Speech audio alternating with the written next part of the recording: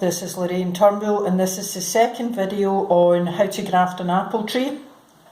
So you can see in the background I have 3 pots with the rootstock in them, and I've prepared this one to take the new scion, which is going to be a Bramley apple. So this will grow into a Bramley apple tree, and I have prepared the scion here, and this is quite a thin scion, so I'm just going to side graft it.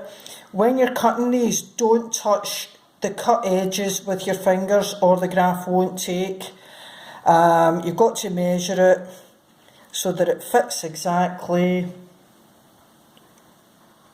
and that's a pretty good fit. And I'm now going to tape it with this green tape. So have a look at the third video. This is quite fiddly, getting it right, so practice on some twigs that you have at home, and I'll see you in video 3. Thank you.